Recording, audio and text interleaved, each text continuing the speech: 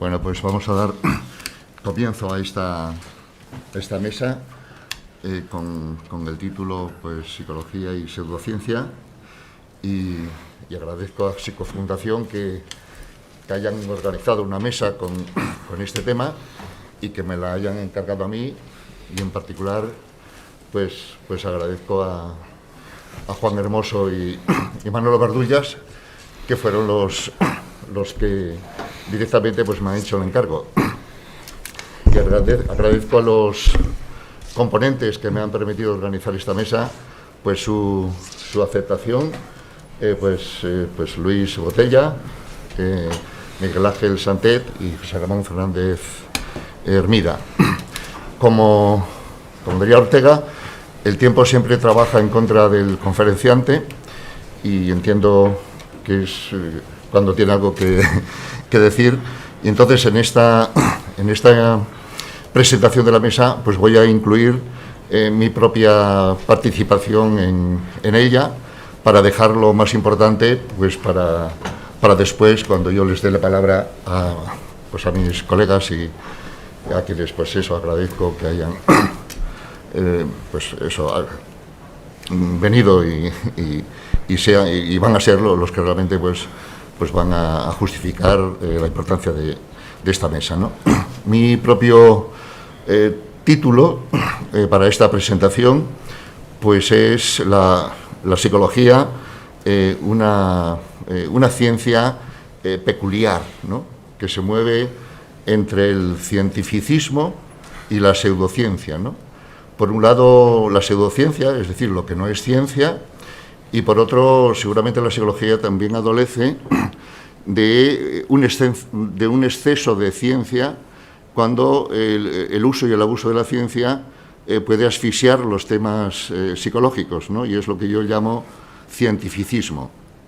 Y esa ciencia particular que es la psicología, que se mueve entre estos dos extremos, pues la podemos caracterizar de nuevo utilizando esa célebre fórmula de Mariano Yela, que Fernando Chacón ya introdujo aquí en su conferencia, que nosotros antes de ayer, pues conmemorando el centenario de nacimiento de Yela, la hemos utilizado también, y es esa definición que dio Yela hace más de 30 años y que el tiempo no hace más que confirmar pues, su diagnóstico, ¿no? La psicología es una ciencia pletórica, frustrante y desunida, y Fernando Chacón pues, ha especificado pues, claramente a qué se refiere esto, ¿no? Incluso yo añadiría que otra característica de la psicología, pues para bien y para mal, y para aspectos que nos conciernen en esta mesa, es también una bifurcación, una división entre la psicología académica y la psicología pop y la psicología popular, ¿no? Que va más allá seguramente de la difusión de los conocimientos psicológicos para su aplicación a la sociedad, lo que estaría bien, pero como a veces la psicología académica está al nivel de la psicología popular, ¿no? Yo creo que a esto se va a referir Luis Botella en su presentación, y esa es otra característica que habría que considerar. El gran problema de la psicología, por lo que quiero destacar, es cómo ser científica sin dejar de ser psicología, y cómo ser psicología científica con toda su diversidad de escuelas y de enfoques que efectivamente pues existen, son realmente existentes y caracterizan la psicología, ¿no? Ya se ha presentado aquí pues como la APA tiene 50 y tantas divisiones, como el COP tiene también cantidad de divisiones, y hay una pluralidad pues de enfoques y de teorías, tampoco tantas, pero sí más de una, y bueno, y por eso pues se habla de la psicología pues como desunida, ¿no? Y no es fácil de percibir cuál pudiera ser lo que une a la diversidad de la psicología, ¿no? Y esas son cuestiones pues que tienen que ver con la ciencia y la pseudociencia pues que rondan en la psicología, ¿no? Ciertamente, pues dentro de este panorama es para preocuparse para que la psicología, los psicólogos, los académicos y quien sea, ¿no? También los profesionales, ¿no? Veremos en la comunicación que nos presenta Hermida, pues ha averiguado cómo los psicólogos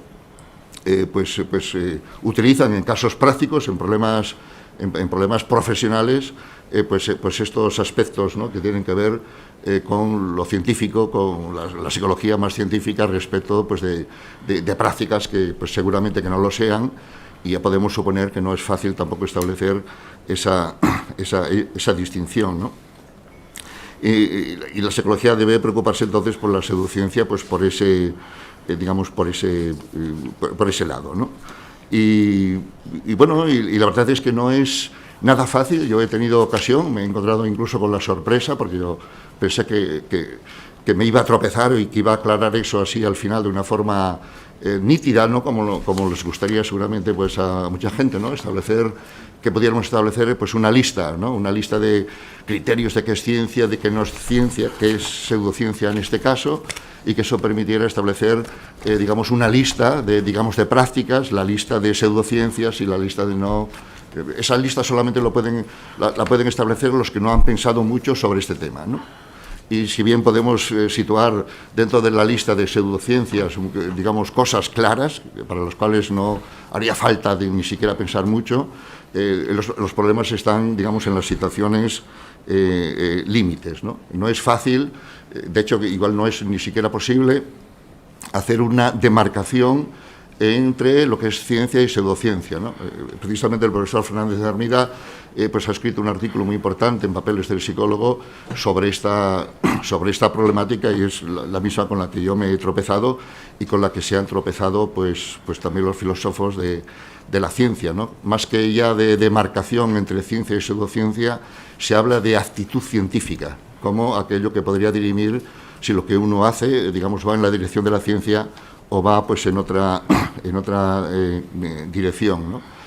Se podría pensar, se pensaba, alguien podría pensarlo todavía, que es el método científico, digamos, el que podría establecer esa diferencia, ¿no?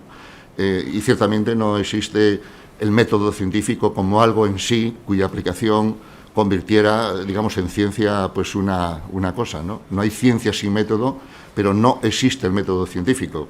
Parece que únicamente lo conocen los psicólogos, precisamente por la problemática que tenemos, ¿no? Y otra cuestión, pues, es que la psicología también debe preocuparse por la propia ciencia que se aplica, ¿no? El cientificismo al que yo me estaba refiriendo, ¿no? Y el cientificismo, pues lo concretaría pues en un par de aspectos, ¿no? Que son muy relevantes, ¿no? En mi argumentación y en esta mesa, y lo que podríamos discutir después, etcétera, ¿no? Una es, digamos, una aplicación, pues, a veces, digamos, rígida de lo que se entiende el método científico a las investigaciones psicológicas, ¿no?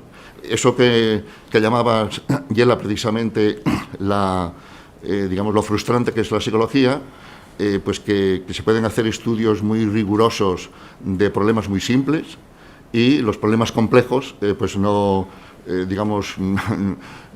son abarcables con los métodos digamos, más al uso, más simples y demás, ¿no? Y entonces ese es digamos, un problema, ¿no? De cómo la ciencia puede ser, la ciencia al uso, la ciencia positivista natural, por dar más señas, puede ser inadecuada para entender problemas psicológicos, digamos, humanos, con toda su complejidad, cuyos problemas pueden quedar reducidos en aras de la ciencia y no en favor de la temática, ¿no? Y otra característica de esta cientificitis, pues, está en cómo las investigaciones científicas, incluyendo los métodos al uso, pues tienden a confirmar, a ser autoconfirmatorias, ¿no? A confirmar lo que investigas, de tal manera que digamos que parece que se confirma, digamos, las hipótesis y las teorías, pero que estas pueden tener ya una autonomía y, digamos, un recorrido y a veces un interés para los propios investigadores al margen o más allá de las realidades que se estudian, ¿no? Bueno, pues se ha investigado mucho estas prácticas autoconfirmatorias, no sé, por citar algo bien conocido o que se empieza a conocer, pues es el p-hacking, ¿no? Cómo los investigadores hackean sus propios resultados, pues con la minería de datos, con la selección de cerezas, de tal manera que iban a investigar una serie de cosas, pero como tienen miles y miles de datos, pues cogen aquellos que son publicables, ¿no? Y todo eso son prácticas pues muy establecidas, pues que casi rondan ya pues un poco hasta el fraude, si quisiéramos verlo, digamos, verlo así, ¿no? Y entonces la propia ciencia debe vigilarse a sí misma. La psicología no solo debe vigilar la pseudociencia, sino vigilarse a sí misma como, digamos, como ciencia, ¿no? Y básicamente, y con esto termino pues mi presentación, pues digamos, una salida a estas dificultades, pues estaría ciertamente en la teoría y en el método, ¿no? En la teoría psicológica, que es algo de lo que adolece la psicología. Bueno, la psicología está llena de teorías, digamos, de teorías locales que le sirven a los investigadores, ¿no? Aquello que Walter Mischel llamaba teorías de nivel de cepillo de dientes, ¿no? Que cada uno usa la suya para sus, digamos, publicaciones. No me refiero a eso, sino una teoría que pudiera, digamos, definir qué es la psicología, ¿no? Una pregunta tan elemental, tú lo preguntas a 100 psicólogos, igual salen 100 respuestas distintas, ¿no? Yo me voy a detener precisamente a la de Yela, que lo ha pensado en esta perspectiva, y la psicología sería la ciencia de la conducta, la ciencia del comportamiento, incluyendo naturalmente la conducta verbal, el lenguaje, como la relación de interdependencia entre el organismo y el medio, entre los sujetos humanos y el mundo, y cómo se influyen mutuamente, ¿no? Si estuviéramos de acuerdo en eso, pues tendríamos, digamos, mucho acuerdo para, digamos, dirimir pues qué es ciencia o que acaso no sea ciencia, ¿no? Y en todo caso, pues eso pasa por el método. No por el método como algo en sí, sino como el método que sea justamente apropiado a los problemas. El método lo definen los problemas y los objetivos y no algo así que preexistiera, ¿no? Y de nuevo Yela, en un artículo que hemos comentado pues estos días y que en el homenaje que Psicotema hace pues a Yela se republica de nuevo, es el problema del método en psicología, ¿no? Y si bien Yela es bien conocido pues, por el método estadístico, la psicometría y demás, pues tenía una visión por encima de su propia asignatura y estaba preocupado por el método. Y ciertamente un método que estudie la experiencia subjetiva, el mundo fenomenológico, el punto de vista desde dentro de las personas, por decirlo así, bueno, yo no desde el interior de las personas, sino desde el dentro del mundo en el que las personas están, es imprescindible para toda psicología, digamos, que se precie, ¿no? Y entonces combinar el método, digamos, que estudia los aspectos observacionales del comportamiento de los organismos y el método que estudia los aspectos cualitativos significativos del comportamiento, ese es el gran desafío, digamos, que tiene la psicología y es la gran deuda que tienen los planes de estudio de incluir con el mismo rigor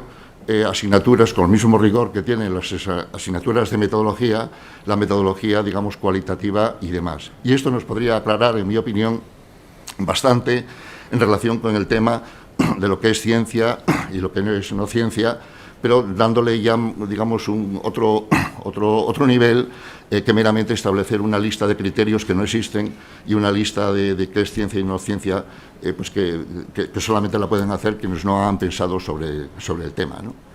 Y para esto yo lo entiendo como una introducción, pues para este desarrollo, ¿no? Cada uno pues con los matices y las direcciones en las que van a ir, pues van a participar pues mis colegas, ¿no? Empezando pues por Luis Botella, cuyo título pues no sé si no estaba reflejado en el programa, etcétera, pues es Ópticas variables sobre un paisaje difuso, ¿no?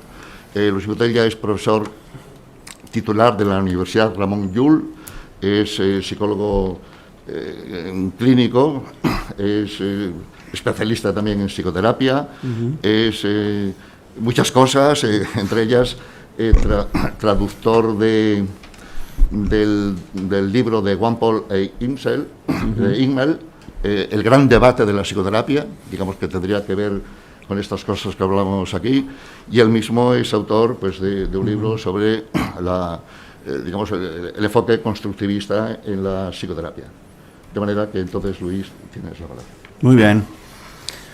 Pues muchas gracias. Yo quisiera empezar agradeciendo a las instituciones organizadoras de esta posibilidad, ¿no? De la posibilidad que representa esta mesa y este acto, en las personas de quienes lo han hecho real, por el prestigio que comporta también el acto en sí, por el hecho que ya se había mencionado de que sea una 8ª edición en un país que desgraciadamente hay mucho primer congreso ¿no? Y luego no hay uno segundo, ¿no? Lo cual es cierto que también se ha mencionado, ¿no? Que a veces hace pensar hasta qué punto las iniciativas tienen continuidad y que ya que la tenga es ya un éxito en sí mismo.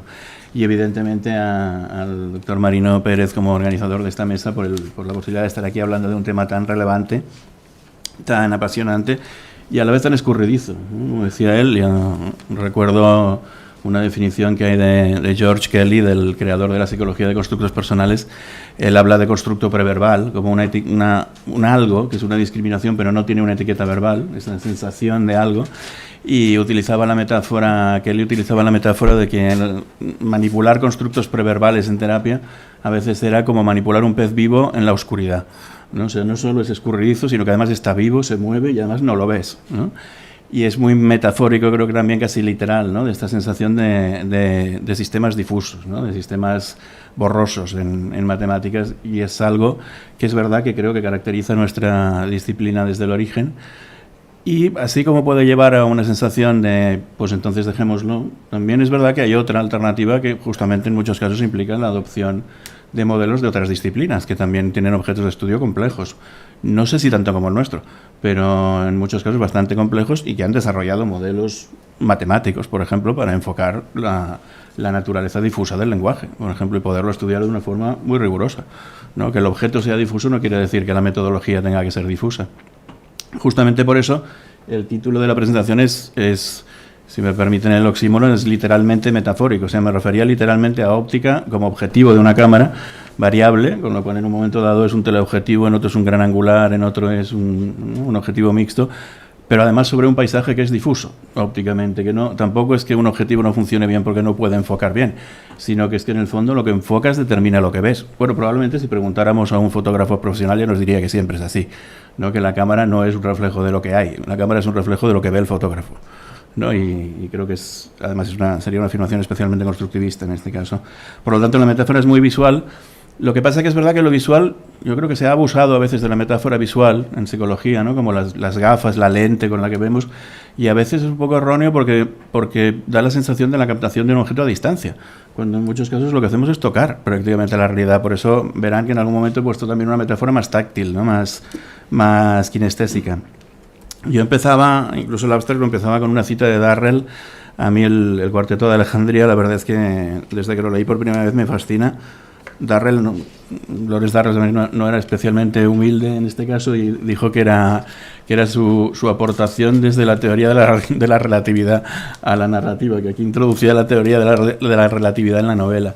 Para los que lo hayan leído saben que es una misma historia, excepto la última, ¿no? Que avanza en el tiempo. Las 3 primeras partes del Cuarteto de Alejandría son la misma historia explicada desde 3 puntos de vista, ¿no? Con lo cual, yo creo que ahora ya se ha hecho casi un género literario o cinematográfico, especialmente desde el advenimiento de la posmodernidad, ¿no? Que pone de moda esta idea de panopticon, ¿no? de Ricoeur. Pero en su momento fue bastante revolucionaria por esa idea de hasta qué punto una perspectiva puede estar completamente equivocada, aparentemente, por la aportación que hace otra.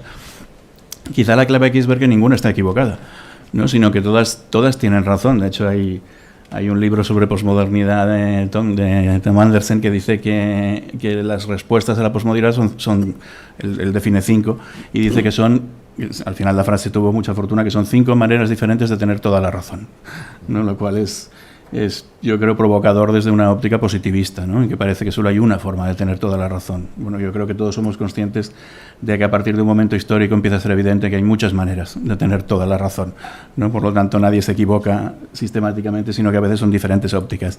Darrell dice, en boca de un personaje suyo, que es Purswarden, que es un filósofo, escritor, etcétera, especialmente cínico, ¿no? En la novela dice que vivimos vidas que se basan en una selección de ficciones. Yo creo que anticipa mucho de psicología esta frase. Pienso que está escrito en el 40 y pico, ¿eh? Nuestra visión de la realidad está condicionada por nuestra posición en el espacio y en el tiempo, y no por nuestra personalidad, como nos complacemos en creer. Muy desconstructiva también en este sentido. Por eso toda interpretación de la realidad se funda en una posición única, 2 pasos al este o al oeste y todo el cuadro cambia. Aquí se ven, vuelve a ser muy visual. También vuelve a ser esta idea de que si me muevo, ya ves, y en muchos casos es verdad, ¿eh? Das 2 pasos a un lado y aparece otro paisaje, ¿no? Sino que se lo digan probablemente un fotógrafo. La seleccionaba justamente porque, quizá por venir del ámbito de la literatura, es más virginal, ¿no? Es más neutral a lo nuestro. Y es cierto que, desde luego, en psicología clínica, ¿no? Y en psicoterapia, yo creo que en todos los ámbitos de la psicología, porque al final no dejan de estar inspirados en la psicología de personalidad, las intervenciones clínicas, yo creo que se hace evidente que es así, ¿no? Que al final son diferentes perspectivas sobre un objeto que no tiene nada de sencillo, porque somos nosotros mismos, además. Lo cual, que yo sepa, no le pasa a ninguna otra disciplina, porque incluso la sociología no deja de enfocar al ser humano como colectivo, ¿no? Tampoco como individual. O sea, ahí sí que hay una reflexividad que no tiene ni un físico cuántico, por muy complejo que parezca.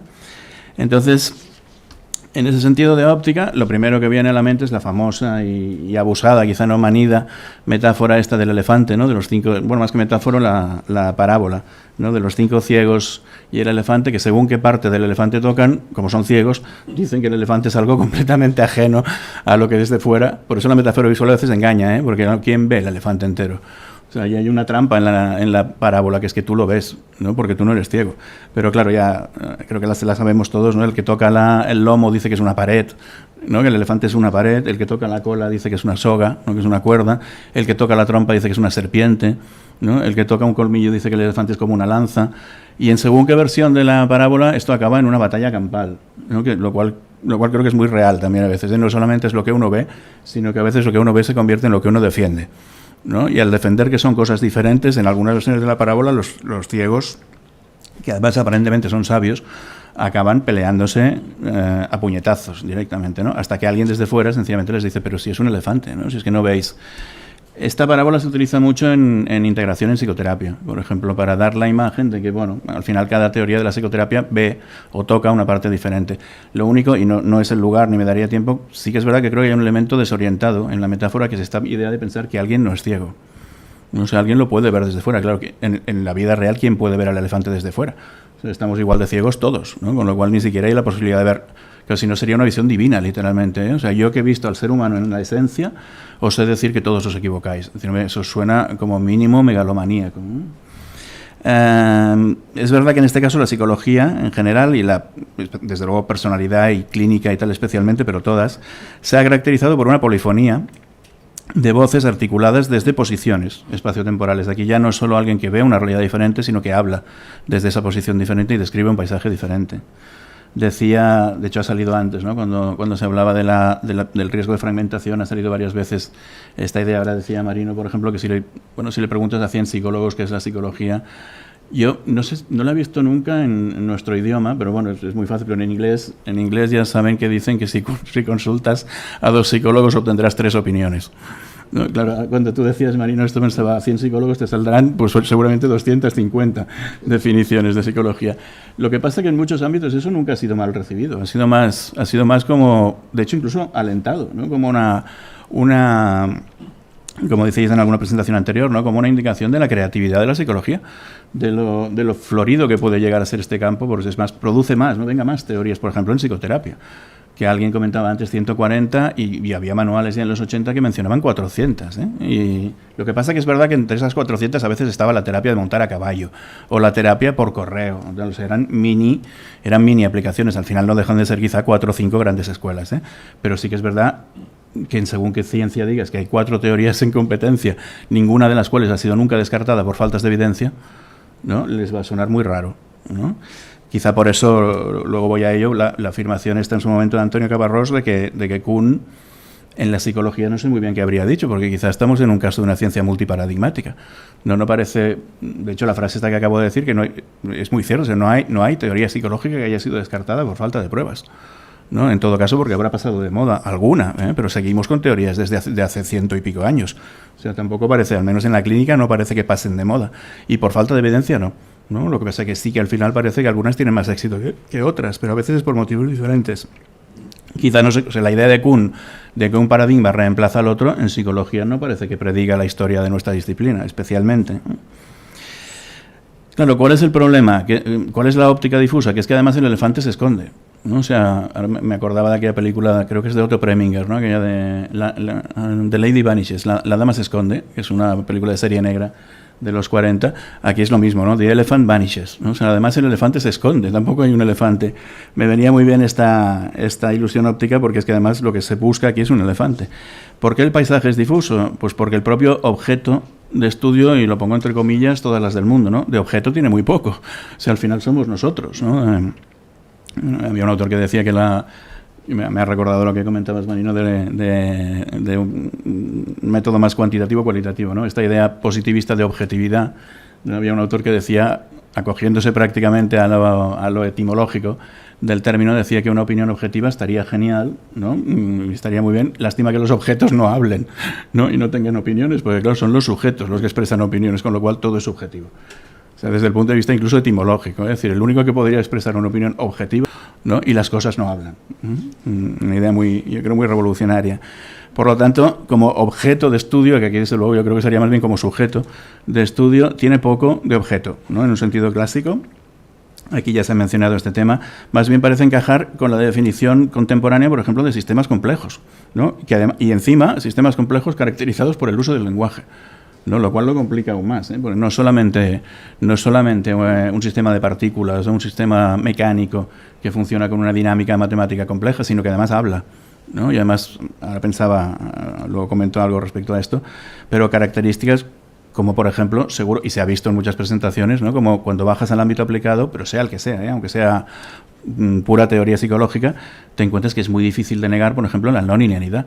O sea, en nuestra disciplina una cosa no conduce necesariamente a otra. A veces una cosa conduce a dos diferentes, o una se dispara y la otra no, a veces se retroalimenta, o sea, y no es no científico, ¿eh? Hay sistemas en los que pasa esto, no necesariamente somos nosotros los que estamos estudiando una excepción o no sabemos hacerlo, sino que es característica de lo que estudiamos. La emergencia en el sentido de sistemas emergentes, ¿no? Como lo que estudiaron en su momento los premios Nobel de Química, ¿no? Prigogine y Stengers. La idea, por ejemplo, en estudiando familias o grupos, ¿no? Que de repente hay un cambio que no es un cambio, lo que decía Václav de cambio 1, cambio 2, no es un cambio de matiz, es un cambio radical. O sea, de repente lo que sea, la ausencia de un miembro de la familia convierte a la familia en otra, ¿no? Y no es un mínimo cambio, es que la familia ha cambiado completamente, ya no la estructura, sino la organización. La Navidad es un buen ejemplo a veces, ¿no? De cuando falta alguien, ¿no? Y de repente te das cuenta que es que esa familia ha cambiado radicalmente. Ahí hay un cambio que no es solamente de matiz, ¿no? Sino que realmente es un cambio de estado. Cosa que en algunas disciplinas más lineales, desde luego en la física newtoniana es difícil de explicar, ¿no? En la física cuántica sí. El orden espontáneo, o sea, la emergencia de patrones aparentemente de la nada, ¿no? Que es decir, evidentemente no es generación espontánea, pero sí que es autoorganización, cosa que los sistemas simples no hacen, sencillamente. Adaptación, por ejemplo, la capacidad enorme, bueno, toda la moda, entre comillas, ¿no? Del estudio de la resiliencia, psicología positiva, etcétera, atestigua mucho de esto, la capacidad de adaptación, o sea, incluso el hecho de que no podamos predecir. Antes se decía y es cierto, ¿no? Que la pobreza predispone, seguro, pero no determina. Por ejemplo, claro, a diferencia de, quizá eso desconcertaría según qué físico, por ejemplo, decir, ¿cómo? Pero entonces, ¿cómo sabemos a quién le predispone y a quién no? Bueno, pues depende de muchos otros factores, ¿no? Como mencionabais la canción de Depende, pues es verdad, pues al final, definitely maybe, ¿no? Como dicen en inglés, definitivamente puede ser, Pero bueno, ahí está el interés de estudiar las variables mediadoras, ¿no? Pero como sistemas complejos. Ciclos de realimentación, prácticamente no hay fenómeno psicológico que no se retroalimente, ¿no? Sería impensable. O sea, quizás sería más algo, un choque físico, ¿no? Entre dos personas, y aún así habría que recordar lo que decía Bateson, ¿no? De que si le das una patada a una piedra, le transmites energía. Si le das una patada a un perro, le transmites información. ¿No? Que me parece clave, ¿eh? Y todavía más a un niño, ¿no? O a un ser humano. O sea, también es verdad que también le transmites energía, ¿eh?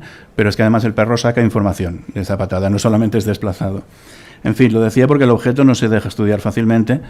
La respuesta a la ilusión visual está aquí. Si le dan la vuelta, quizá ya la conocían, pero si le daban la vuelta a la imagen y localizan el ojo, las patas, aparece el elefante. Pero bueno, como un elefante muy borroso, ¿eh? Muy fuzzy, ¿no? Es un fuzzy elefante en este caso.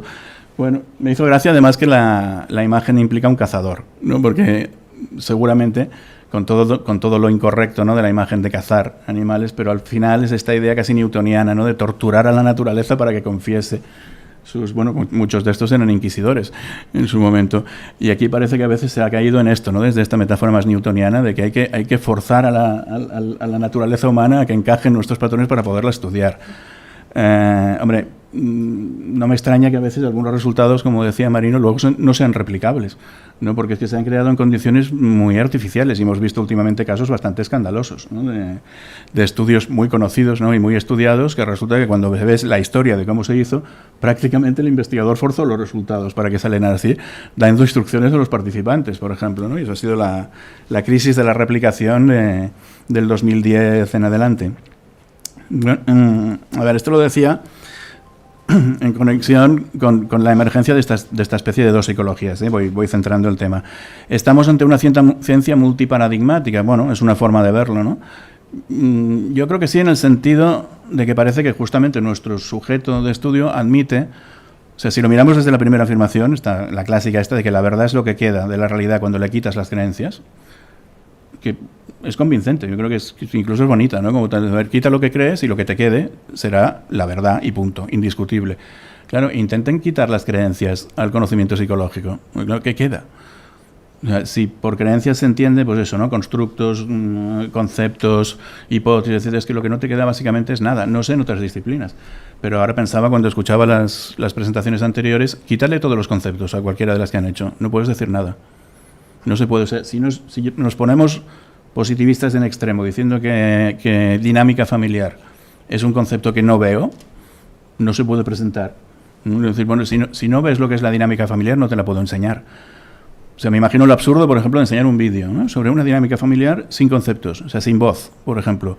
Se vería una familia hablando entre sí, a no ser que fuera una dinámica de intercambio de golpes, ¿no? O de empujones, o de tal, que puede que sí, que vieras objetos físicos, pero aún así, por ejemplo, no sabrías distinguirlo de qué están haciendo, ¿eh? En cierto sentido no podrías distinguirlo, por ejemplo, de si es un juego. Bueno, ahí está toda la línea en su momento también de Bateson, ¿no? Por ejemplo, de cómo hacen las nutrias para decirse que están jugando, ¿no? Y no cualquier animal doméstico, ¿no? O salvaje. ¿Cómo saber que no estás intentando matar al otro, sino que estás jugando con él, por ejemplo, ¿no? Realmente, sin lenguaje, no sé si era Maturana, que a veces que decía que se puede jugar a fútbol sin pelota, por ejemplo, pero no se puede jugar sin lenguaje, ¿no? Que es verdad que jugar sin pelota parece un poco absurdo, pero según qué patio de colegio, yo he tenido partidos de fútbol sin pelota, por ejemplo, o bien que la pelota era un montón de papel de aluminio. O sea, lo que no se puede es jugar sin normas. Si alguien no sabe jugar a fútbol, sin lenguaje no vas a poder jugar. O sea, al final realmente estamos muy condicionados por un lenguaje que en su misma esencia es muy borroso, en el sentido de que no es cartesiano, ¿no? O aristotélico, no es blanco o negro. Es todos los matices de gris que hay por medio, y eso a veces nuestra disciplina no lo ha entendido del todo así. Entonces, desde la segunda, la realidad que estudiamos es una realidad psicológica. Si le quitamos creencias, conceptos, constructos, lo que queda es no desnudo, pero desde luego sí ininterpretable. Eso me llevaba a aquel famoso argumento de Popper, ¿no? De que si yo le digo a un grupo de estudiantes de psicología o de lo que sea, especialmente desde el punto de vista de la interacción humana, ¿no? De salid a la calle y observad. ¿No? Que recuerden que está en un libro de Popper, y siempre me ha parecido muy ejemplar. Es decir, a los 5 minutos volverán diciendo, perdone, que observemos qué. Claro, a un meteorólogo quizá, ¿no? Que intuirá que es observar los fenómenos atmosféricos, pero a un psicólogo tal, salid a la calle y observad a la gente. ¿Y qué quieres que observemos? Movimientos físicos, interacción verbal, ¿qué? O sea, sin conceptos, no. De ahí la idea esta popperiana de que los órganos de los sentidos ya incorporaban una teoría. No, que es que sin teoría no se ve, literalmente, ¿no? Lo que pasa que hay que tener en cuenta a la vez que un mismo fenómeno puede, y eso yo creo que eso a veces se olvida con facilidad, que un mismo fenómeno puede validar, entre comillas, teorías diferentes, ¿no? Que es lo que se ha llamado clásicamente la subdeterminación de la teoría. Ahí está también el argumento popperiano de que lo único posible es la falsación. Claro, que ya lo sabemos desde que hacíamos primero, seguramente de carrera, que no, lo que pasa es que eso se olvida fácilmente como disciplina, ¿no? Y luego se presentan teorías como empíricamente validadas.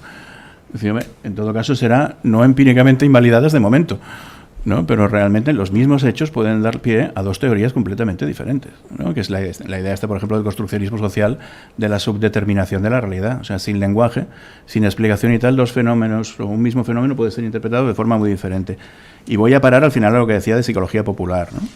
A ver, aquí ha emergido, cuando pensaba sobre pseudociencia, yo no sé si a veces nuestros intentos no han ido en poner puertas al campo, digamos, pero al nuestro propio, desde dentro, ¿no? Desde determinar qué teorías son precientíficas, pseudocientíficas, pseudoterapias, que seguramente es un intento que hay que hacer y que seguramente tiene un valor sanitario, etcétera. Pero a mí me parece que el auténtico riesgo o la auténtica competencia está fuera de aquí, ¿no? Porque seguramente aquí ninguno de nosotros estaría de acuerdo con lo que luego definiré como psicología popular, porque es que no estaríamos aquí, sencillamente, ¿no? Estaríamos en los que plantean que todo lo que hacemos aquí son tonterías, ¿no? Y que no hace falta evidencia de nada. Entonces yo creo que al menos desde el punto de vista de imagen social, de competencia, incluso desde el punto de vista colagial, el peligro quizá está ahí, ¿no? En el que se posiciona ya como francotirador abiertamente, ¿no? Desde fuera.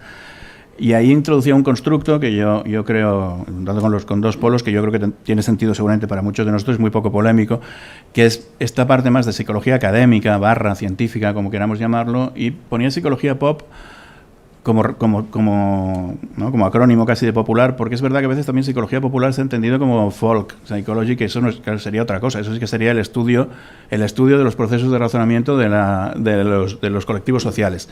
Y yo me refería literalmente a psicología pop como psicología utilizada por gente que no es psicóloga y que es ajena en muchos casos, no solo a la formación como psicólogo, sino a la formación de un pensamiento científico mínimo de un bachillerato, para entendernos, al menos por cómo razonan. En lo académico, busqué simplemente definiciones así muy, muy de diccionario, ¿no? ¿Qué se considera académico como tal? Educación, erudición. Fíjense los sinónimos, ¿no? Educativo, instructivo, pedagógico, universitario, erudito, como una especie de mapa semántico, ¿no? Que de hecho es lo que es luego el mapa de palabras, ¿no? Estudioso, intelectual, inteligente, culto, educado, asociado al método científico, al menos en las disciplinas científicas, ¿no? Supongo que un académico en literatura es otra cosa, pero en disciplinas de ciencias sociales o humanas o de la salud, método científico, investigación, hipótesis, etcétera. Es verdad que aquí aparecen algunas palabras en el mapa de palabras más de ciencias físicas, aparece laboratorio, etcétera, pero bueno, también es el mundo en que nos hemos movido los universitarios, ¿no? Es decir, bueno, se parece más a esto, ¿no? Que por entendernos, pues a la astrología, ¿no? Por decir algo. Lo malo, y me temo que eso yo creo que ha sido quizá a veces la cara oculta de la posmodernidad, ¿no? De toda esta artillería posmoderna contra el conocimiento establecido, es que es verdad que académico, no es entre nosotros, ¿no? Pero fuera de nosotros, y quizás, o sea, seguramente resonamos con esto, aunque no lo compartamos, pero académico también se ha convertido en sinónimo, y no sé si la respuesta no está así en los griegos o en Egipto, de sin relevancia práctica, sin interés, ¿no? Con interés solo teórico, ¿no? Y por lo tanto teórico, conceptual, filosófico, abstracto, por ejemplo, no práctico, indefinido, vago, general, impráctico, poco realista, irrelevante, inútil. Esa acepción existe, ¿no? Aunque seguramente no es la primera que se nos ocurre a los que estamos aquí, pero es verdad que existe con esta idea, por ejemplo, de academicista, ¿no? Igual que decías. Okay. Igual que decías antes cientificista, como academicista lo mismo, ¿no? Yo no sé si no provendrá, si recuerdan cosas de historia de la cultura y tal, parece que, por ejemplo, ya en Egipto y desde luego en Grecia, ¿no? Los trabajos cuanto más abstractos, mejor considerados.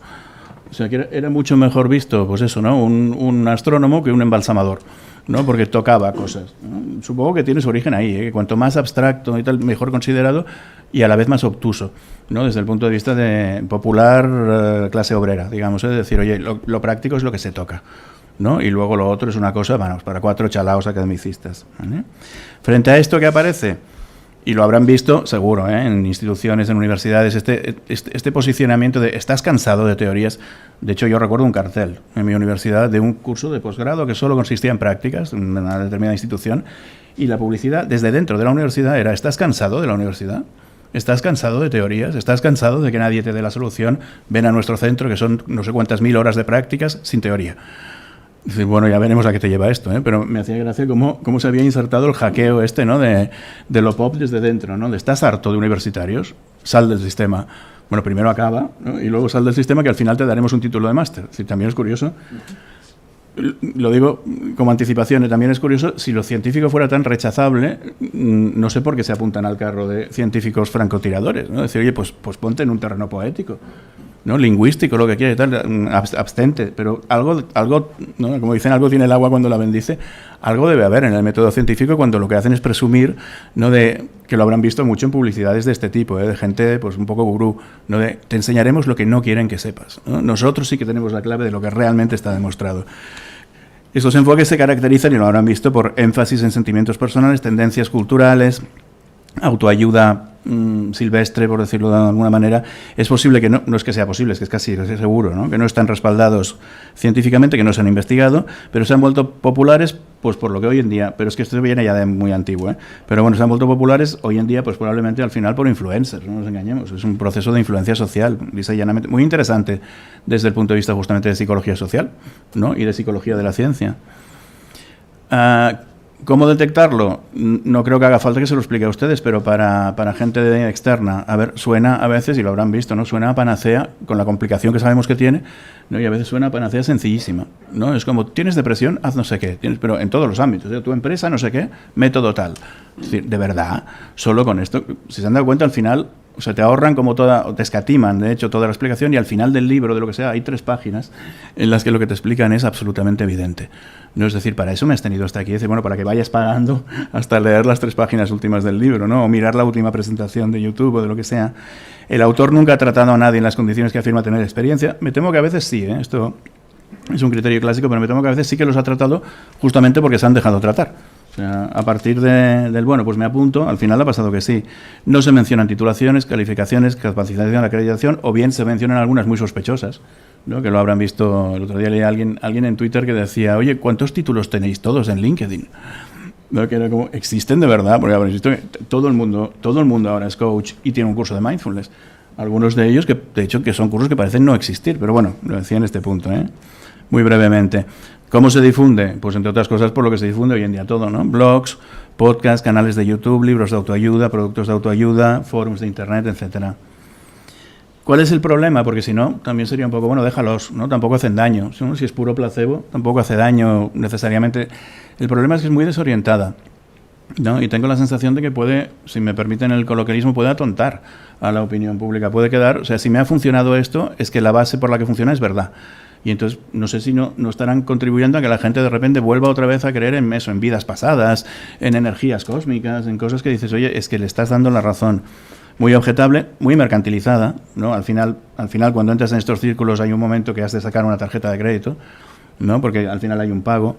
Por esto, muy ajena al escrutinio y utilizada en detrimento, que eso sí que puede ser peligroso, y hemos tenido casos recientemente ¿no? que han saltado a la prensa, utilizada en detrimento de enfoques contrastados, lo cual te puede costar la vida, en algún caso, de temas que sean realmente peligrosos. Un apunte final, para no dejarlo colgado, ¿no? ¿Cómo salir de esto? Hombre, yo defendería una alfabetización científica general que quizá nos está haciendo falta, ¿no? Es verdad que al final todo acaba yendo para el sistema educativo, ¿no? Que ya no pueden más y no pueden abarcar más cosas, pero estaría bien que se ayude a la gente a distinguir, por ejemplo, en el sentido incluso de alfabetización digital. O sea, no todos los contenidos digitales son iguales, y no porque tengan muchas fotos son más creíbles. Lo digo porque es que es lástima, pero actualmente hay una generación que piensa así, ¿no? Que cuanto más atractiva es la presentación, más verdad es lo que hay detrás, y detrás puede haber una secta directamente, Difusión seria, que es verdad que hay alguien que lo comentaba también en presentaciones anteriores, falta un foro quizá de difusión de los contenidos de psicología que no lo banalice, ¿no? Que lo divulgue pero no lo banalice, estaría bien revistas, lo que sea. Lo decíais desde el punto de vista de influir en las leyes, pero yo creo que también de influir en la opinión pública, o sea, gente que sepas que tiene criterio con lo que dice y que sepa bajar al lenguaje coloquial.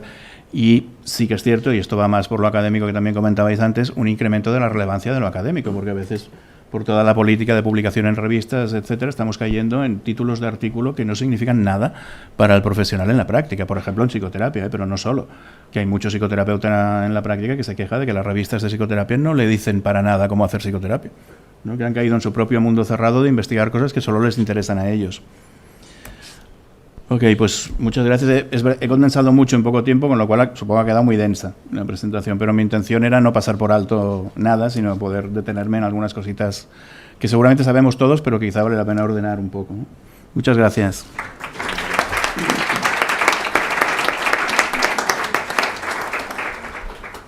Bueno, pues doy la palabra entonces a Miguel Ángel Santet. Sí, pues que es profesor de la UNED, ha sido decano de su facultad y presidente de la conferencia de decanos y ha hablado sobre cuestiones de las pseudoterapias en distintos foros. Él va a hacer una presentación bajo el título Las psicoterapias, notas sobre algunas vertientes del problema.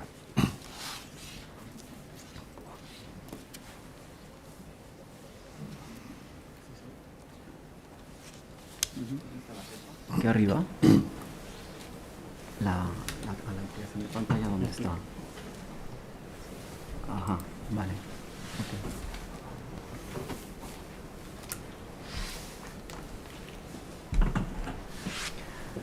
Buenos días, muchas gracias, presidente de la mesa, por la confianza y gracias también, una vez más, a Psicofundación y a Cardenal Cisneros, por ahí anda Juan, por las siempre exitosas jornadas que nos convocan cada año. Bueno, tenemos muy poco tiempo y creo que vamos a tener que pasar de corrido pues algunas cosas, pero bueno, vamos a ello. Fíjense, Club de Alto Rendimiento Jung, Escuela Jung, ven y descubre la terapia cuántica más avanzada del planeta. Bueno, destaca del resto por su alta eficacia, más de un 80%, mayor rapidez, resultados desde la primera sesión, más completa, actúa a nivel físico, mental, emocional, espiritual, fácil de aprender e integrar y de mayor impacto visual, bla, bla, bla, bla, bla, bla. Bueno, no desatasca las tuberías de mi casa, pero le falta poco. Bueno, la pena es que hay ahí unas cuantas alumnas mías de segundo, de carrera, impartiendo terapia porque les han dado un curso de fin de semana y están atendiendo trastorno de estrés postraumático o trastorno depresivo mayor. O sea que el tema es un poco serio. También es serio lo de este señor y tantos otros que aplican MMS, un clorito de sodio, ¿verdad? Una especie de lejía con la que supuestamente se cura el autismo, el cáncer, también la COVID, etcétera. Es normal, por lo tanto, ¿no? Que desde la academia, desde la profesión, desde los gobiernos, pues al menos nos formulemos la pregunta de qué pasa con esto. Pero claro, bien es verdad que es un tema bien complejo. Y ha señalado algo Marino con lo que concuerdo. En casos como estos posiblemente no vamos a tener mucha discusión. Bueno, o quizás sí.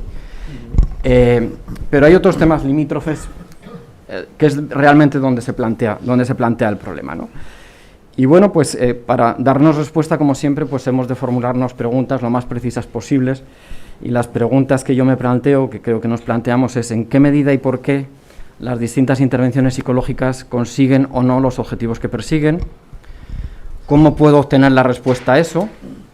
Todo esto nos remite a cuestiones epistemológicas relacionadas con el objeto y el método científico, con la sociología de la ciencia, con las formas de hacer de la comunidad científico-profesional, es decir, con todas esas cosas, no solo con el objeto y el método, ¿no? Porque luego las formas concretas de hacer de una comunidad científico-profesional pueden construir, de hecho, los resultados de la ciencia, y de hecho lo construyen, los sesgos de publicación, por poner un ejemplo, entre otros muchos a los que luego aludiré si tengo tiempo. En definitiva, estas dos preguntas nos remiten a qué es una pseudoterapia y qué no. A mí el término pseudoterapia no me gusta demasiado.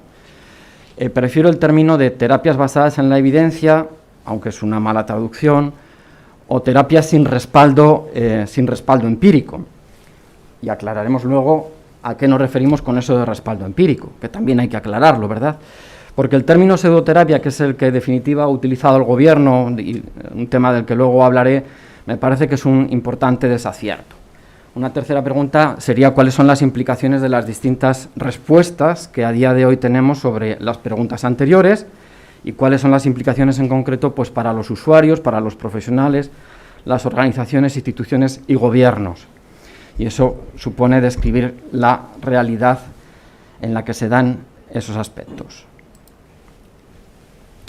La respuesta con mayor desarrollo en el momento actual es la que aporta la terapia basada en la evidencia, que tiene muchas limitaciones, que tiene muchos problemas, pero a mi modo de ver es la respuesta que tiene más desarrollo en este momento, ¿no?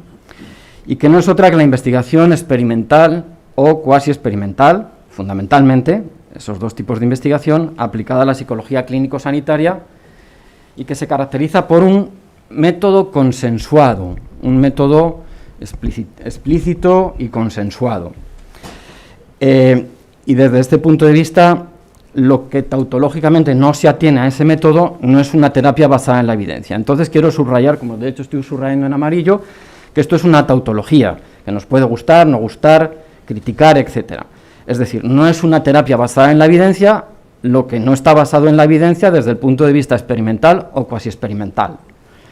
Podría ocurrir que una terapia no tenga en este momento evidencia experimental o cuasi experimental, ¿verdad?, pero no sea una pseudoterapia, sea una terapia que sí funcione, solamente que no ha sido contrastada hasta este momento. Y de hecho, estoy convencido de que hay unas cuantas en este sentido, ¿no?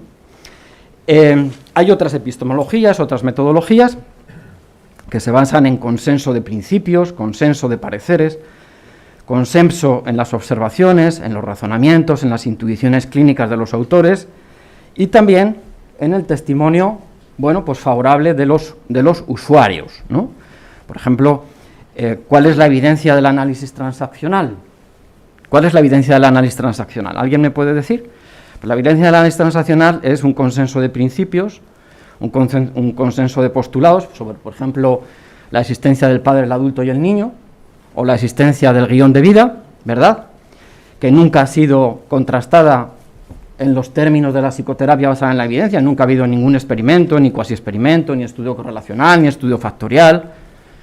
Por lo tanto, hay un consenso de especialistas, ¿no?, entre Bernep, Steiner, Kerstedt, etcétera, etcétera. Dirán, se lo sabe, sí, lo estudié, y escribí sobre ello en su momento, sí.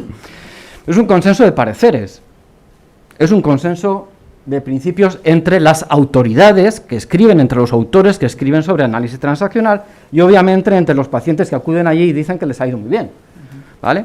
Pero es un modo de dar por verdaderas, entre comillas lo de verdadero, ¿verdad?, no nos vamos a poner con disquisiciones filosóficas, determinadas cosas diferente al de la terapia basada en la evidencia. Para algunos lo será mejor, para otros lo será peor, pero es un modo diferente. Bien, y esta terapia basada en la evidencia, ¿qué elementos metodológicos usa? Bueno, pues la descripción de los casos al modo freudiano sería el último mono, ¿verdad?, en la escala jerárquica de evidencia. Estarían avanzando hacia los metaanálisis los estudios de caso controlado, los n igual a 1, en la tradición del análisis experimental de la conducta, revitalizados, por cierto, afortunadamente, sobre todo desde el momento en que podemos hacer metaanálisis a partir de n es igual a 1, con lo cual ganamos bastante validez interna y a la vez con los metaanálisis también validez externa. Espero que en los próximos años esto se vaya extendiendo mucho más, ¿no? Habría estudios también controlados, pero bueno, no aleatorizados, que por cierto la asignación en función de las preferencias de los pacientes que son investigados hay que revisarla, porque en ocasiones el azar puede distorsionar. Pues yo, ¿por qué tengo que hacer un entrenamiento deportivo cuando a mí lo que me gusta es la relajación o viceversa? Entonces eso introduce un sesgo ya de entrada, ¿verdad? Pero bueno, en ensayos controlados no aleatorizados o ensayos aleatorizados y finalmente los conocidos metaanálisis, todos ellos con sus enormes problemáticas. Y todo ello en pos de la búsqueda de la eficacia, de la efectividad y de la eficiencia,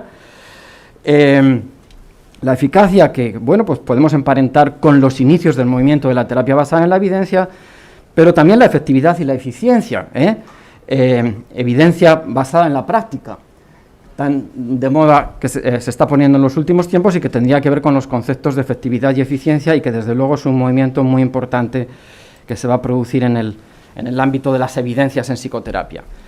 De alguna manera, estos tres conceptos nos remiten a la lejana letanía de Paul de qué tratamiento para qué clase de cliente, con qué clase de problemas y a qué coste es el más adecuado.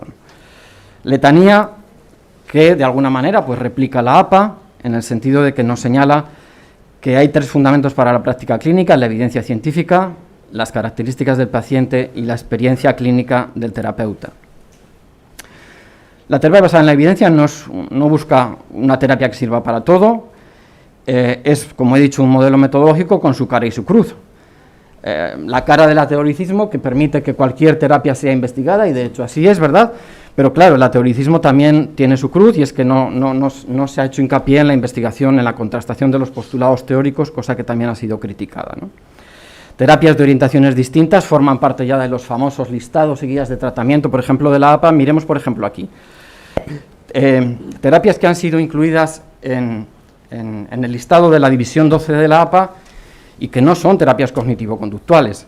Por ejemplo, terapias que incluyen componentes de distintas terapias, algunas de tercera generación, por ejemplo, o la terapia de esquemas para el trastorno límite de la personalidad, que combina cognitivo-conductual, psicoanálisis, teoría del apego, Gestalt. Terapia interpersonal para la depresión, el trastorno bipolar y el atracón, que es una terapia ecléptica. Self-Systems Therapy incorpora técnicas de apoyo empírico de cognitivo-conductual, interpersonal, de activación conductual. Terapia de pareja centrada en la emoción, que es humanista, experiencial y sistémica. Terapia centrada en la emoción para la depresión, enfoque de Greenberg. Terapias que se incluyen también en estos listados de naturaleza psicodinámica: terapia de mentalización para el trastorno límite de la personalidad, tratamiento psicoanalítico para el pánico, para la depresión, terapia centrada en la transferencia para el trastorno límite, bien, y otras terapias. Lo que quiero decir es que el movimiento de terapias basadas en la evidencia, al ser un movimiento ateórico, el único filtro es que dé resultados adecuados en ensayos controlados que cumplen una serie de requerimientos. Y, bueno, pues si además resulta que apareces en la foto de los metaanálisis, pues mejor que mejor, ¿no? Los listados tienen limitaciones. Es necesario estudiar los mecanismos causales del cambio. Es complicada la extrapolación a situaciones clínicas reales, aunque eso se está potenciando a partir de lo que he señalado anteriormente. La psicoterapia es algo extraordinariamente complejo. Las técnicas incluyen aspectos como las técnicas más eficaces para los trastornos o espectros de trastornos, las preferencias del paciente, reitero lo de ojo con el azar, sus características y contexto vital. Y una vez yo andaba ingenuo de mí explicando terapias basadas en la evidencia en el estado de Sinaloa, y entonces una doctora que atendía a personas muy abandonadas en la sierra me dijo: ¿pero de qué me está usted hablando, doctor? Las expectativas, las características personales del terapeuta. No todo el mundo puede hacer cualquier tipo de terapia en función de sus características personales, ¿no? Su formación, sus habilidades clínicas, su perfil, por lo tanto, la naturaleza de la relación terapéutica. Es decir, que la psicoterapia es algo extraordinariamente complejo. Evidentemente se conformaron en la APA y en otros contextos también, pero bueno, señalé de la APA distintas comisiones, ¿no?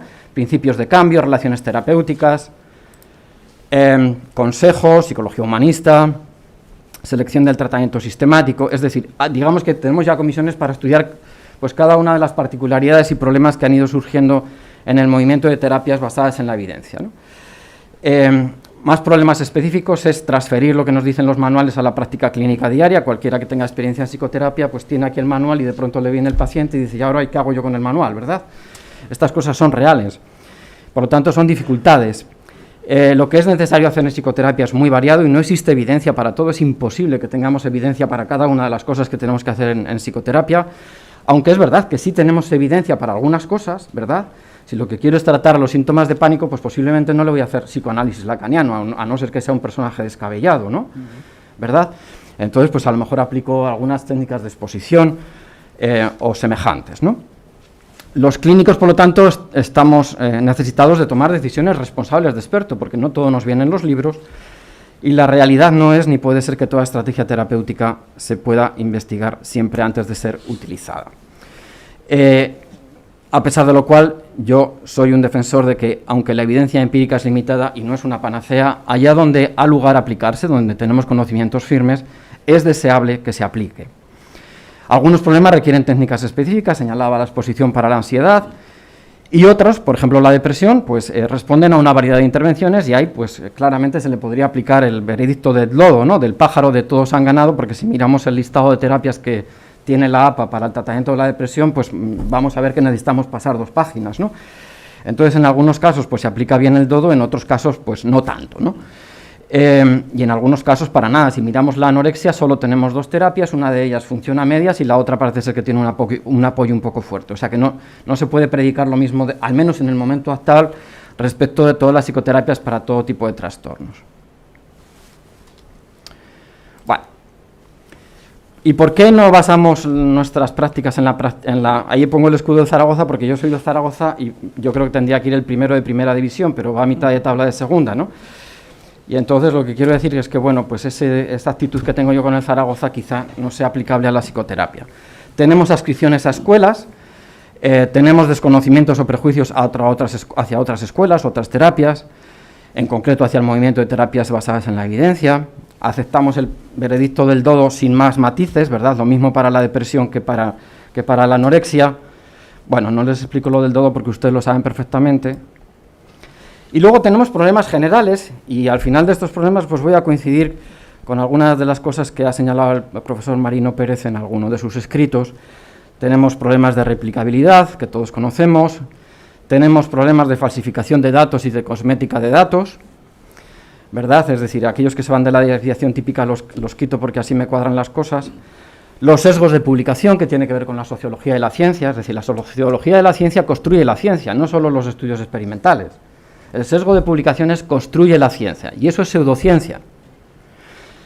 Y otros efectos que ha señalado el profesor Marino Pérez Álvarez, la manipulación de las PES, o las hipótesis ad hoc, entre otros, no voy a entrar por falta de tiempo. Todo ello para concluir que la mala ciencia es, sin duda, pseudociencia, incluso de algún modo más dañina que la otra, que la que hemos visto del Club Jung, ¿verdad? Porque es que esta nos viene de lobo con piel de cordero. Y entonces resulta que las metemos en nuestras cocinas y en nuestros comedores universitarios, ¿eh? Entonces la mala ciencia es pseudociencia. La mala ciencia en psicoterapia es pseudoterapia, o terapia no basada en la evidencia, y es dañina. La actitud científica a veces marca la diferencia, y en esto también vengo a coincidir, ¿verdad?, entre la ciencia de la psicoterapia y la pseudociencia intramuros, que digo es la más peligrosa porque es la que nos viene con piel de cordero, y la extramuros, que es más evidente y más grosera, como la del Club Jung que acabo de señalar, ¿no? Bueno, líneas actuales es el cambio en muchos aspectos de los ensayos controlados, yo diré, así como coincido en algunas cosas con algunos compañeros de la mesa, en otras pues no sé si voy a coincidir tanto. Yo creo que lo menos malo o lo mejor que tenemos en este momento para mostrar la evidencia en psicoterapia son los ensayos controlados. Y si hay alguien que dice otra cosa, pues estaría bien que la pusiéramos encima de la mesa. Pero ensayos controlados modificados en muchos sentidos, no con una visión estrecha como hemos tenido décadas atrás, ¿no? Y entonces es preciso en ese sentido, pues, naturalizar los diseños, hacer diseños más naturalísticos, quizá incluso en algunas ocasiones cuestionándonos el azar, ¿verdad?, y asignando a los sujetos por preferencia, reconceptualización de las variables dependientes, autoinforme, heteroinforme, medidas tanto de síntomas nucleares como no nucleares de los trastornos. No nos tenemos que centrar solamente en los síntomas nucleares, pero tampoco solo en los no nucleares, ¿verdad?, como el ajuste o la calidad de vida. Los síntomas también son importantes. No caigamos en aquello del chiste de aquel señor que se hacía pis y le recomiendan que vaya al psicoanalista y al cabo de las semanas se sigue haciendo pis, pero a ella no le importa, ¿no? Cosa que se ha aplicado se ha utilizado en el chiste al psicoanalista, pero también al psicóloga en general.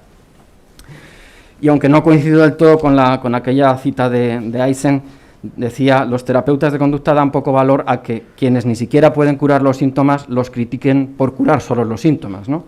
Bueno, no estoy totalmente de acuerdo con aquella máxima del 66, pero tampoco me gustaría desempolvarla. y la utilización de metodología cualitativa y cuantitativa, metodología mix, se está poniendo afortunadamente de moda en las publicaciones. No tenemos por qué irnos solamente a la metodología cualitativa, que también tiene sus limitaciones, ¿verdad? Sino, ¿por qué tener que elegir una y otra? Podemos coger metodología cuantitativa y metodología cualitativa, y de hecho está siendo afortunadamente una tendencia actual también en las publicaciones. Otra tendencia es el eclecticismo técnico, la integración teórica, el estudio de los factores comunes, la integración asimilativa. Les remito al artículo de nuestro compañero Luis Botella, Integración en Psicoterapia 2015, pasado, presente y futuro, que está en abierto en Internet, para una visión amplia sobre este problema. Y me voy a ir, para terminar en 3 minutos, a otro aspecto, otro de los posibles, que es el aspecto más político y más marca España. Por los últimos días del gobierno de Zapatero, allá por diciembre de 2011, apareció un primer informe sobre terapias naturales. Un primer informe que se convertiría en noviembre de 2008 en un informe sobre pseudoterapia. Ya se les llama pseudoterapia, no se les llama terapias naturales. Y al poco de este informe, en rueda de prensa, pero no en el informe, pues la ministra de Sanidad y el ministro de Ciencia sacan un listado de 73 pseudoterapias y otras 66 pendientes de estudio. Yo pensaba que ese tema había muerto, pero bueno, pues he sabido recientemente que ese tema sigue, ¿verdad? Esos listados no llevan de momento asociadas ninguna normativa que obligue a lo que se pretendía con el informe, y es que ese tipo de terapias no se puedan impartir en centros académicos oficiales y tampoco se puedan utilizar en centros sanitarios dados de alta como sanitarios públicos o privados. El proceso sigue, no sabemos en qué terminará, es un tema complicado por varios motivos. En algunos casos se puede atentar contra la libertad de creencia, de religión o incluso de cátedra, ¿verdad? Y a veces han chocado estos planteamientos con normativas OMS o normativas europeas. No me detengo en eso, simplemente 2 muestras de cómo esos planteamientos chocan a veces con directrices de la OMS en las que se señalan, casi no veo. La OMS ha publicado directrices destinadas a las autoridades sanitarias nacionales con el fin de que puedan preparar información fiable y aceptable a contextos específicos relativa al uso de las medicinas alternativas. Es decir, que eso se iba a enfrentar de algún modo con, pues bueno, con políticas de la OMS, y ya se ha enfrentado desde luego con políticas europeas. Ustedes saben que hay algunos países pues muy dados a la acupuntura, a la homeopatía, etcétera, como Suiza, como Francia, como Alemania, y aquí tenemos una noticia de que Bruselas tumba la petición de España sobre la homeopatía. Es decir, algunas notas de reflexión, no nos podemos entretener más, ya lo siento. Muchas gracias.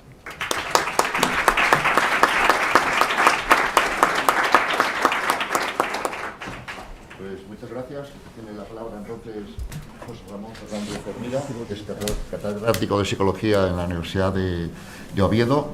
Él ha promovido el debate de la psicología y la ciencia y la pseudociencia, pues ya en foros anteriores a este mismo. Ha escrito ese artículo sobre el problema de la demarcación entre ciencia, psicología y psicoterapia, y nos va a hablar, pues bajo el título Una perspectiva institucional del debate de psicología y pseudociencia. Desenmascarémonos.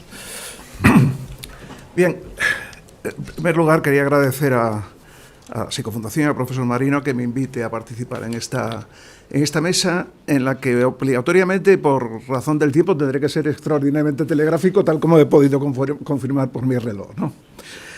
Y, a ver, la telegrafía que voy a utilizar está también implícita pues cierta confusión, porque cuando los mensajes se comprimen de esta manera pueden resultar confusos, y espero que me disculpen por ello, ¿no? En primer lugar, quería decir que hay muchas razones que impulsan este debate. Yo voy a dar una perspectiva intrainstitucional desde la organización a la que pertenezco, que es el Colegio Oficial de Psicólogos, y de la Junta. ¿Cómo lo viviría yo si tuviera una responsabilidad relevante en la Junta de Gobierno, ¿no? Y todo este debate. A mí me interesa mucho este debate desde hace mucho tiempo, pero la cuestión es ¿qué impulsa este debate? Esta es la primera pregunta que nos hacemos cuando tenemos que movernos en este terreno, ¿no? Es evidente que hay una razón filosófica, es decir, es un debate legítimo desde la filosofía de la ciencia, no es algo nuevo. Insignes profesores. Aquí se ha mencionado sistemáticamente al profesor Yela, cuyo centenario se ha celebrado hace poco, de su nacimiento. Evidentemente ya planteaba en su famoso artículo pues, la semilla de algunas de las cuestiones que se están discutiendo aquí y que no parecen tener fácil solución. También Bund ya planteaba las dificultades de integrar entre la psicología experimental y la psicología cultural. En fin, no es un fenómeno nuevo, es un fenómeno que legítimamente puede ser estudiado por la filosofía de la ciencia, pero también vamos a hacer un poco de sociología, tal como nos han recordado antes, sociología de la ciencia que también construye la ciencia, ¿no? Y claro, desde una perspectiva institucional, pues yo diría que hay razones profesionales, hay razones académicas y hay razones institucionales para que este debate tenga la fuerza que tiene ahora mismo, ¿no? Claro, no puedo detenerme mucho en ello, pero diría que me apunto a la visión ecológica que ha presentado el conferenciante, el profesor Fernando Chacón, cuando hablaba de la visión que en sociología de la ciencia debemos tener para entender muchas veces la lucha en ese ecosistema entre diversas facciones, sean interprofesionales o intraprofesionales. Ahí hay una dinámica compleja que está avivando este debate, ¿no? Por ejemplo, en el ámbito de las profesionales, pues la propia existencia de las escuelas teóricas y sus instituciones, porque todas las escuelas teóricas tienen sus sociedades, sus congresos, etcétera. Es decir, esas instituciones tienen sus propios intereses que muchas veces avivan y mantienen este debate. La creciente presencia de la psicología en diversos ámbitos profesionales, que empuja a los psicólogos a adoptar modelos y paradigmas que no tienen mucho que ver con la psicología, sino que se afilian a la visión dominante en ese ámbito, o el aumento, evidentemente, de los grupos de presión que están íntimamente ligados con la carencia de recursos en cada uno de estos ecosistemas, sea educativo, sea sanitario, sea social, etcétera, etcétera, ¿no?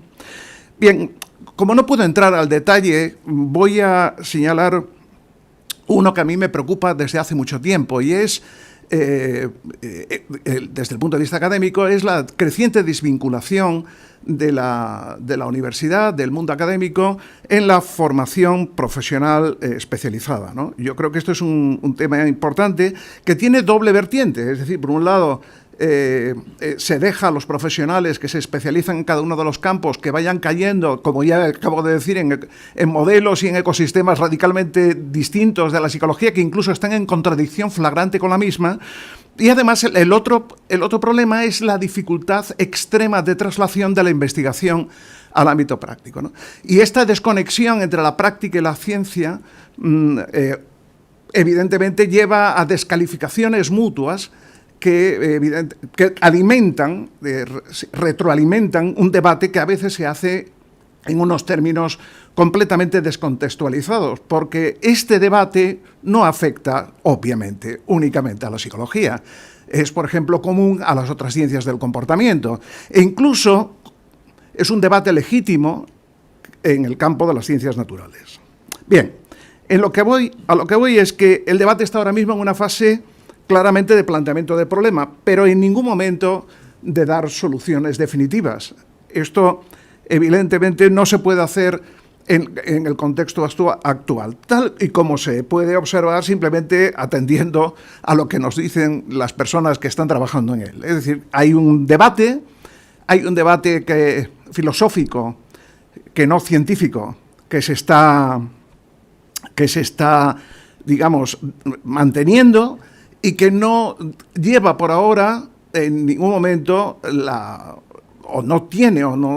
no se aprecia su capacidad para generar un criterio de demarcación que reúna los requisitos necesarios y suficientes para establecer un límite entre lo que puede ser una práctica basada en la ciencia o no lo es. Y esto para mí sí me ha generado el primer problema, es cómo afecta esto al mundo profesional.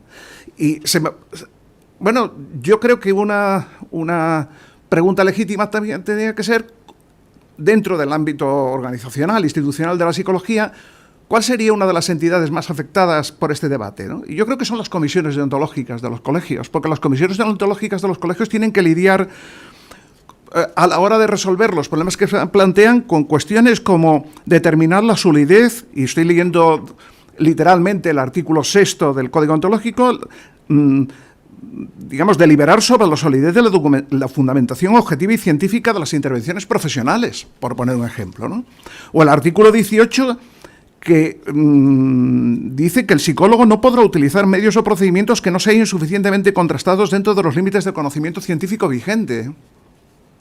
O el artículo 21, que dice que el ejercicio de la psicología no deberá ser mezclado con otras prácticas ajenas al fundamento científico de la psicología. O el artículo 22, que habla del respeto con el que hay que relacionarse con escuelas y tipos de intervención que gozan de credibilidad científica y profesional. Como se dan cuenta, en general el código deontológico está apelando a uno de los términos de la ecuación que está siendo constantemente cuestionado y que no es en absoluto hoy en día un hecho claro, y es el concepto de la ciencia. La ciencia, que evidentemente es la matriz del adjetivo cuando habla de lo científico, o esto es científico o no es científico. La cuestión que se está planteando aquí básicamente es que se da por supuesto un estado de conocimiento científico y de abstracto, incluso en ningún momento se especifica la ciencia psicológica o el estado del conocimiento de la ciencia psicológica, se habla de la ciencia en general, como si hubiera unos criterios de demarcación perfectamente establecidos, ¿no?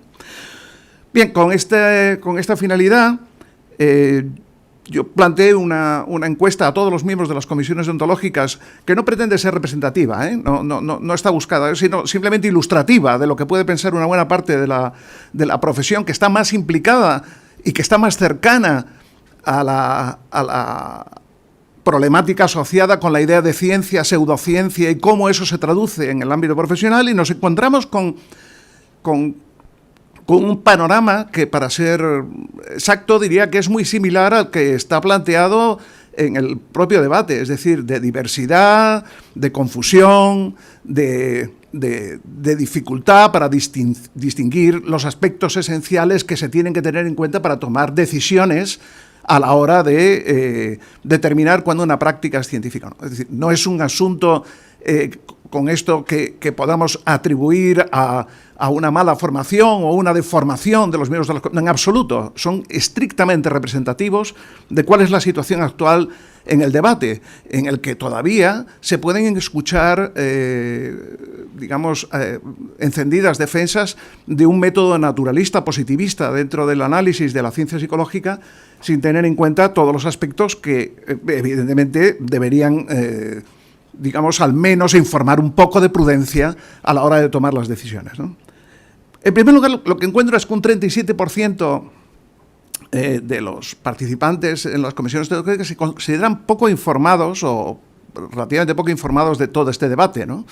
Y el resto, evidentemente, sí tienen conocimiento de que exista este debate.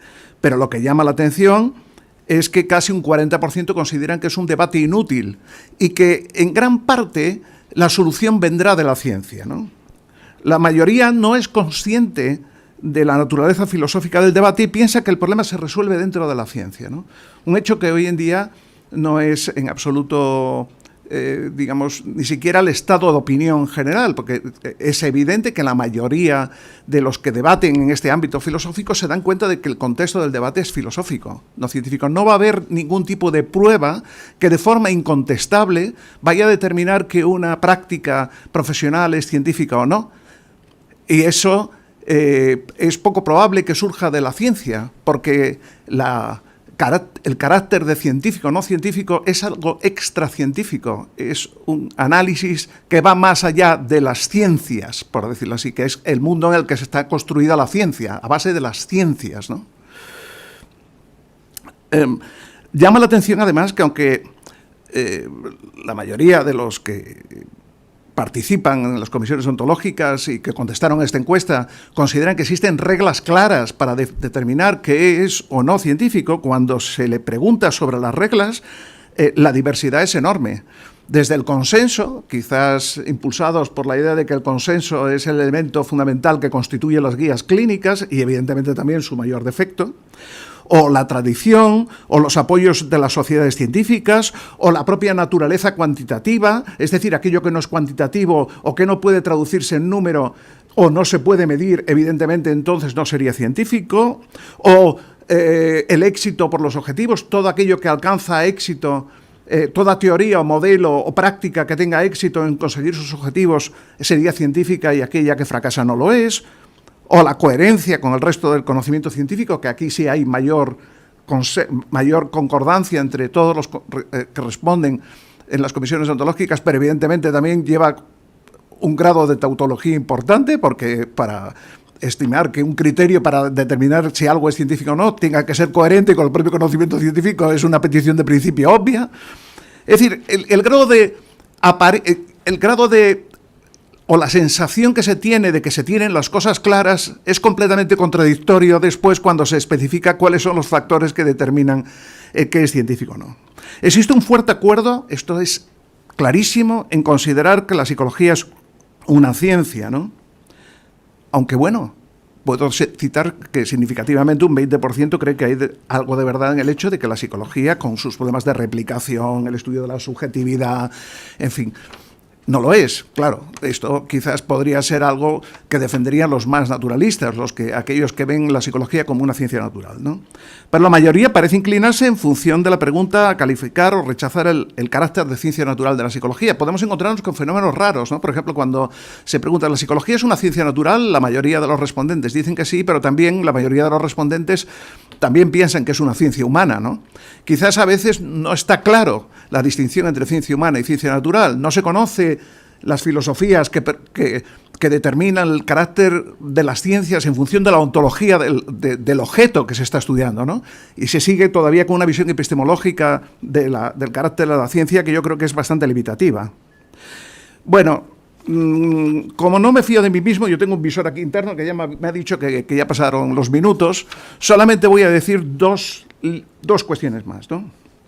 La primera es que tal como están las cosas, lo que se puede aconsejar es, además de mantener una actitud científica, algo que se ha repetido aquí muchas veces, es a mantener un diálogo interno permanente. Es necesario constituir de forma permanente, porque es la única forma de construir la filosofía y la ciencia mediante la acción de las personas que están implicadas, un diálogo permanente mediante congresos, jornadas, e incluso instituir dentro del propio seno de la organización colegial un órgano que permita establecer de manera más o menos clara cuáles podrían ser las guías sobre las que podrían operar las decisiones que se tienen que tomar desde el punto de vista institucional sobre este aspecto, ¿no?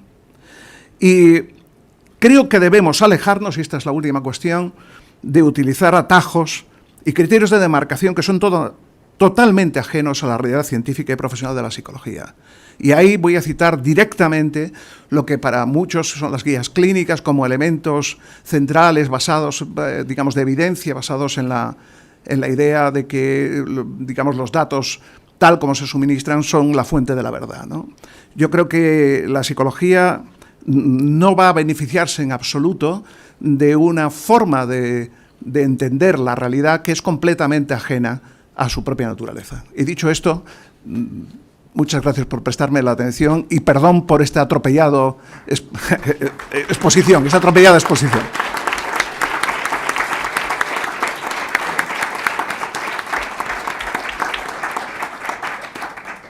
Bueno, pues hasta aquí hemos llegado. La vigilancia epistemológica a la que se refería Hermida yo creo que es una buena institución para la continuidad de este tema y yo tengo que funcionar aquí como superego colectivo, así que hemos terminado la misión.